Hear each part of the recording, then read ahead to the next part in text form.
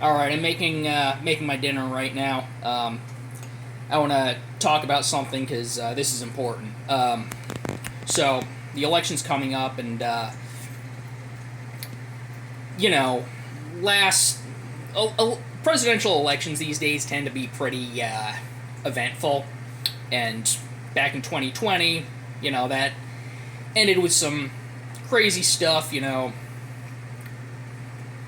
Different people are going to have different opinions on it. That's, I don't want to get into the question of whether, the election was stolen from Trump in 2020. I want to talk about two things in this video. One, what I think the right vision for the right is, and I think that's an important thing to discuss because I think that there's a lot of very important points that the right has that we risk losing if, the right needs to be there, is what I'm saying. And the other thing is, I am worried about, and What If Alt Hist has talked about this, and he said that this is the one situation in which or at least this is the situation which he's consistently said is likely that the left would actually win a civil war, and essentially permanently discredit the right, which is, if a bunch of people decide to act like idiots and we have another version of January 6th, which, unless you're living under a rock, you should realize was a massive, massive political disaster for the right that kind of damaged our reputation. And so I'm going to get the sauce on the stove. Give me just a second. So I'm going to pour some tomato sauce.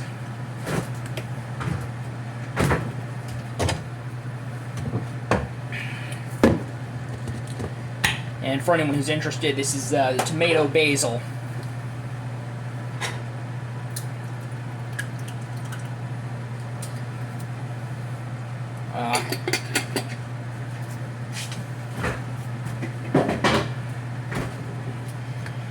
And I'm going to turn that up to medium to warm it up. So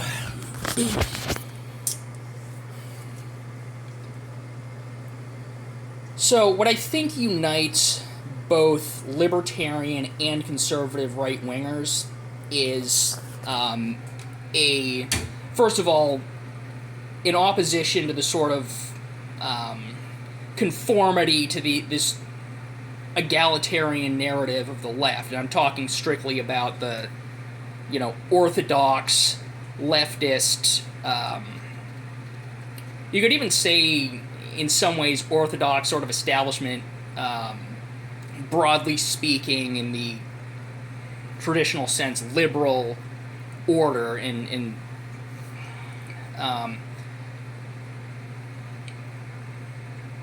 essentially the right is united by a desire to push back against any sort of authoritarian sense of conformity that's oriented around egalitarian principles. And so my nose itches for some reason. So the reason why libertarians, and I am a libertarian, I wouldn't say that I'm, right-wing libertarian on economic policy, but I do believe in meritocracy, and the point that right-wing libertarians have is, and to be clear, I do think that my support for meritocracy, especially in the context of a free market, does put me on the right, broadly speaking. It's just, like, within libertarian circles is sort of a distinction between left libertarians and right libertarians, and on economic policy, I actually do think I would fall more into the left libertarian category at this point. But I do believe in meritocracy, and I'm not against capitalism or anything. And the reason why libertarians believe in capitalism is because essentially we recognize that the people who've done the most for society, who've created the most wealth and added the most value to the market in terms of goods and services that people want to buy, those people should be rewarded because that'll incentivize more creation of wealth. That'll increase the prosperity of society as a whole. And so there's sort of a utilitarian argument from that perspective. I think there is also a more fundamental moral argument, which is, is what someone like Ayn Rand was getting at, and I do agree with Ayn Rand on her arguments in that area. I think that it is morally wrong to punish the people essentially for creating more wealth and adding more prosperity to society. To punish the people who've done that for doing that because they've made some money in return, I think is morally wrong. I'm going to stir my sauce real quick.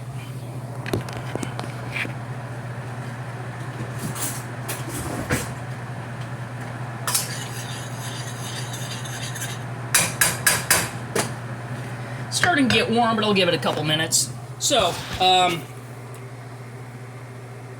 now what I think conservatives in particular recognize is that a healthy society requires healthy people. And that's why, they sort of want a social order that'll cultivate virtue, and they look to Western cultural traditions, in particular Judeo-Christian religious traditions, to try to do that. And of course that in itself is also a non-egalitarian position. I don't want to say anti-egalitarian because I don't want to assume that all traditional conservatives are fundamentally opposed to the idea of equality in contexts where I would personally consider it socially desirable. I'm not in favor, certainly, of racial inequality, and I don't think that most traditional conservatives are either. Gender equality is a little bit more nuanced, and I'll get to that point in a little bit. But I'm actually going to check on the sauce again.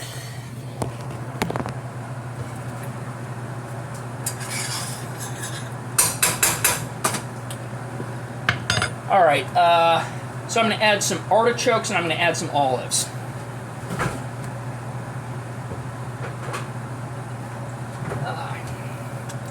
And, the sauce right now, if you can see it, it's kind of bubbly, so that's when I like to add the olives and the artichokes.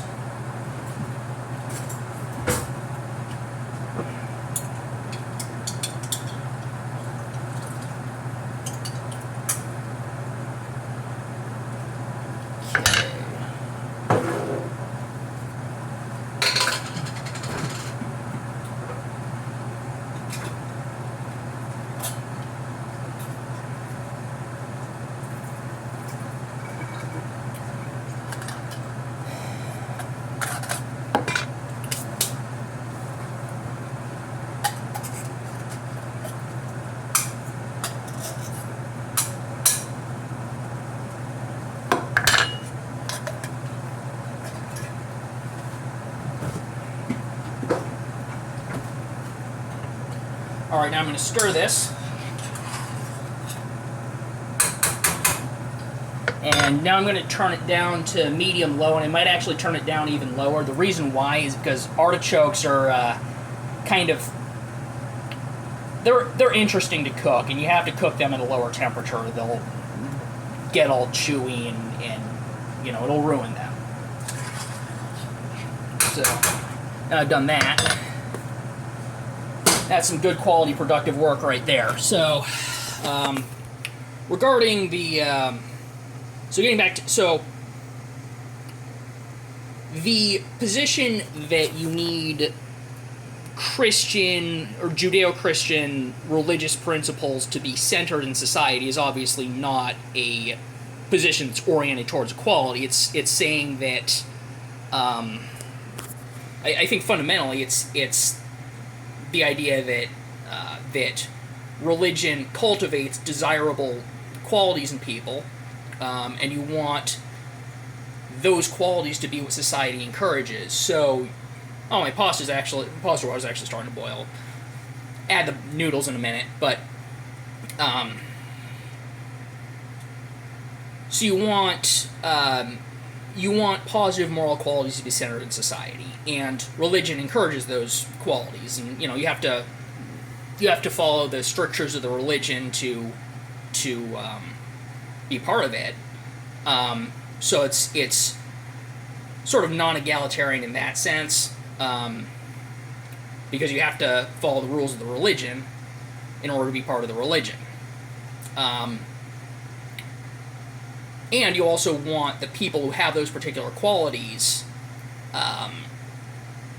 you want those people to, you want their values to promulgate through society.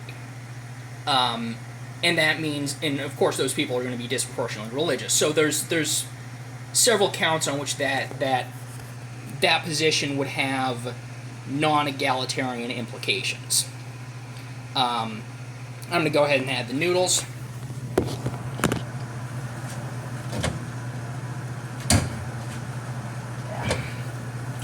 And you can do the recipe I'm doing with pretty much any kind of pasta. I'm going to go ahead and add spaghetti just for the hell of it.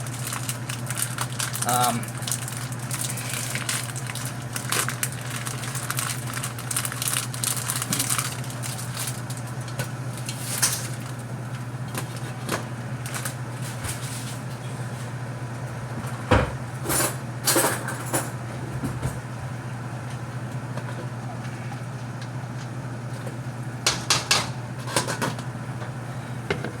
going to stir the sauce again.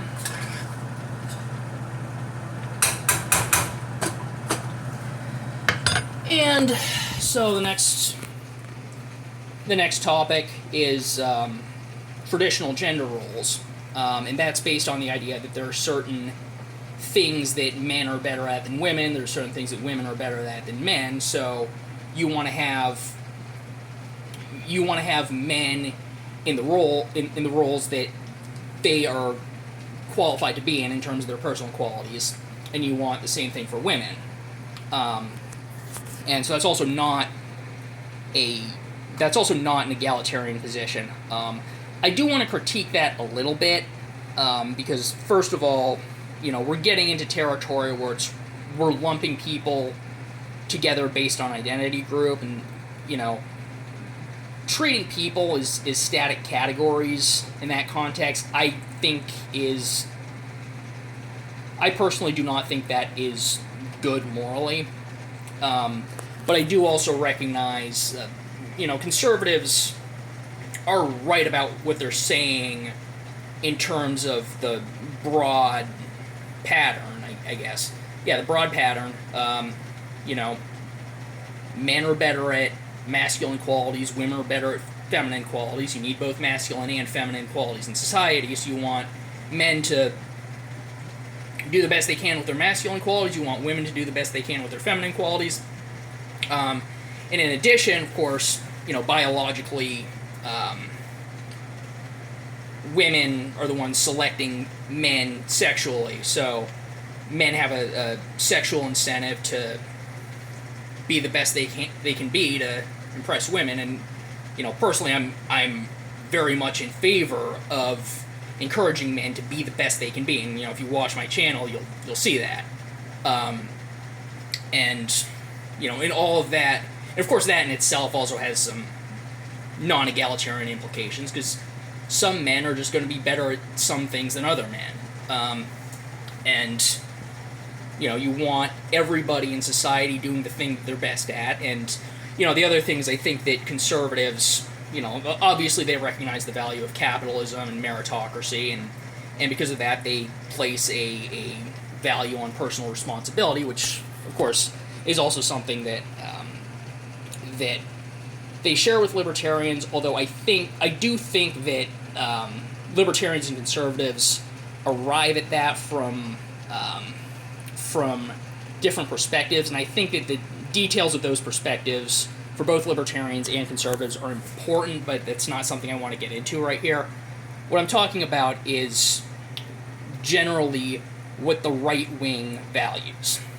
And I'm going to go ahead and stir my sauce again.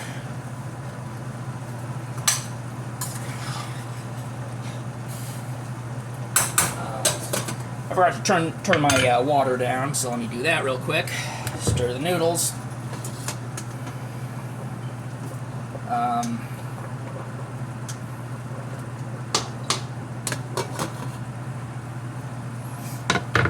So, I was thinking about this. I was actually doing a exercise that Jordan Peterson was talking about in a recent video he did. The title of the video, I'll put a link to it in the description. You can choose to aim up as the title. He's talking about, he describes it as a game where basically you start by accepting, okay, you're flawed, but that doesn't mean you have to just be miserable your whole life. You might still deserve some measure of success and happiness. And you have, so you accept that, it's okay for you to have that, even if you might fall short in some ways morally, and, you're not everything you could have been. You still deserve to be happy. And then from there, you essentially think about what you really want and just sort of let your imagination feed that for a while. I'll put a link to it, but what came out of that was just a realization of just like how much of what's really important to me is dependent on the survival of Western culture with with particular values that are unique to Western culture. And let's see, I'm going to stir the noodles again and stir the sauce again.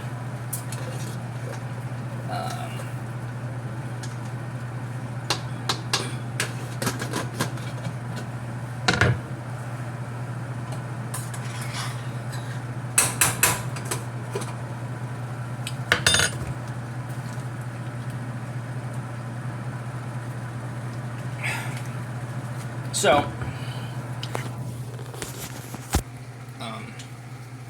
spiritually, I'm personally a little bit more oriented towards like Taoism and Buddhism, that sort of stuff, than I am towards Christianity.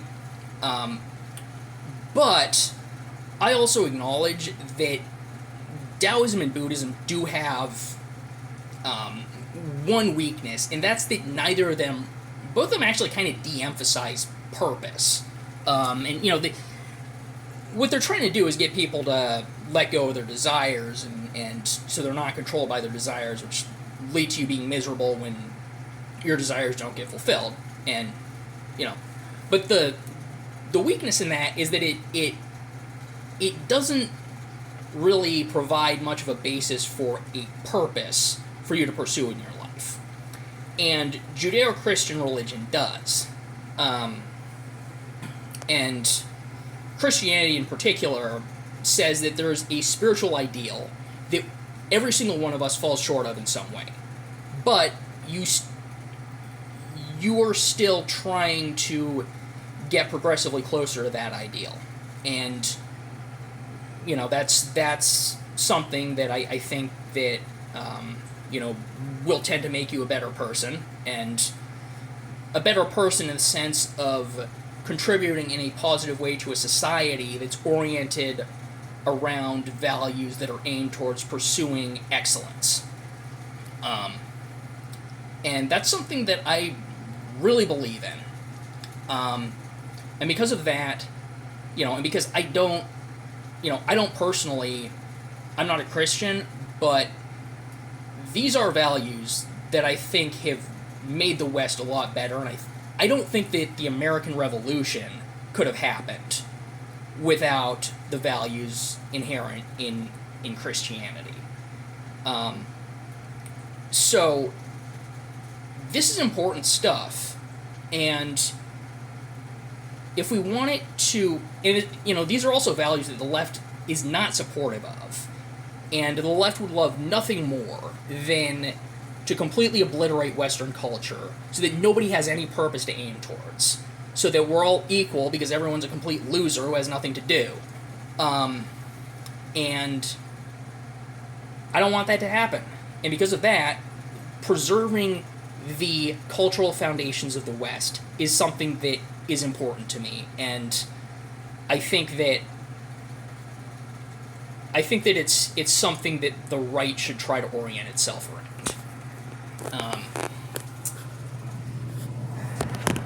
And now, I'm going to add my next ingredient.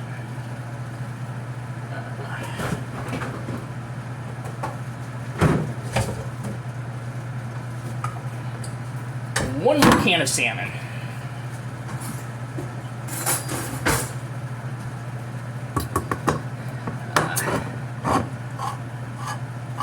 I like salmon. Actually, this probably would be really good with, like, actual fresh salmon, but I don't have the money to afford that, so I got it in a can.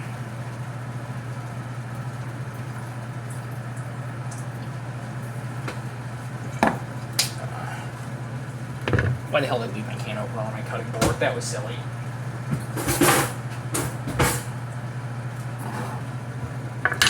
Stir this again.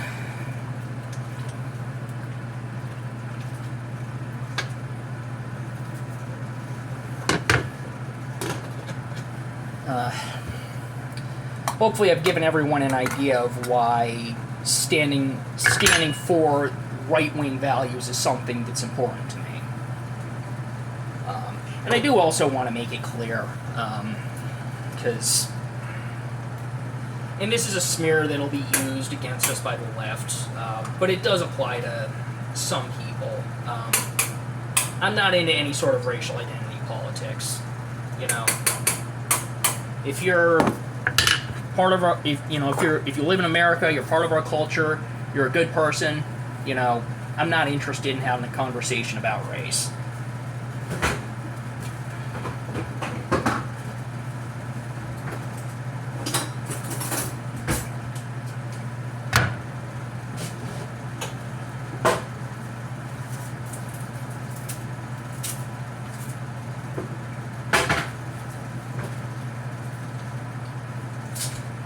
Got some garlic. I'm going to peel my garlic. This recipe does not work without garlic. You know, the salmon and the tomato sauce don't really mix. I'm going to move this out of the way. Salmon and tomato sauce without garlic don't go together. You need the garlic.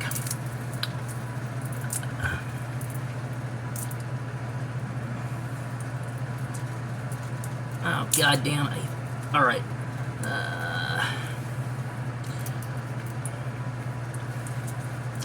Yeah, this is really hard to peel, actually, but yeah, so, and then the next,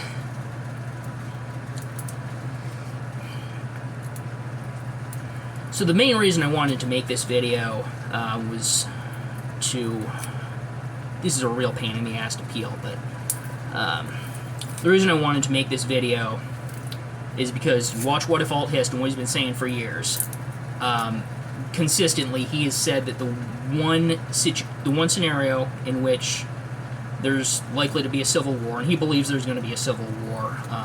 You know, personally, I'd hope that we could avoid that altogether, but he said that the one scenario in which the left could actually win would be if the right starts it by launching an illegal rebellion. So,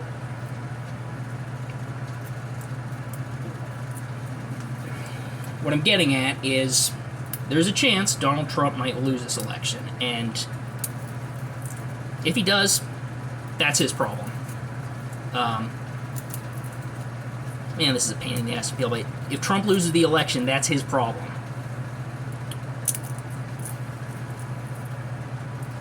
And, you know, maybe they'll try to steal it. It's possible they were trying to steal it. Well,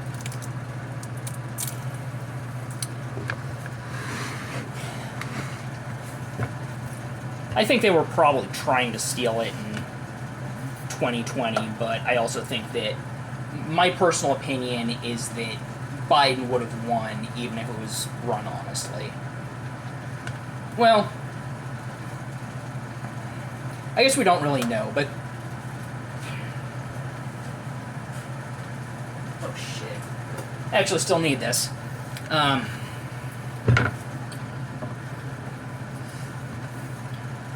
Point is, any dispute over the election, it has to be done in court. You know, don't go out, you know, I mean, you can protest, obviously. If you think the election was stolen, you know, you want to protest, that's a perfectly reasonable thing to do, but it has to be peaceful. Don't break into Capitol building or any government building and try to force them to change the outcome of the election. That's not okay. You can't do that. They have to count the votes in accordance with the law, and you can't have partisan actors going in and disrupting things, and especially if there's physical violence involved. You can't do that. And, you know, hopefully this doesn't need to be said. Morally, nobody should be doing anything that's actually going to be throwing the first punch and starting a civil war. Whoever does that is the bad guy. I am in favor of America continuing to be a republic. I am not in favor of political violence.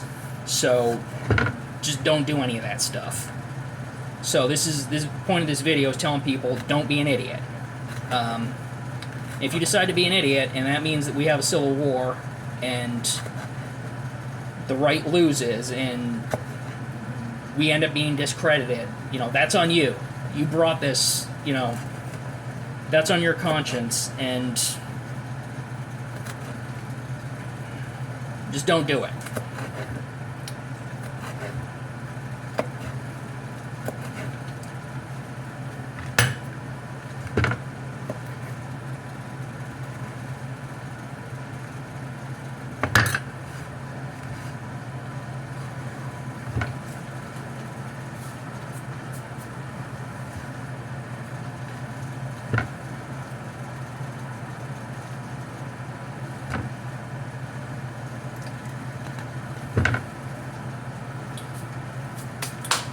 I appreciate everyone who took the time to watch this video.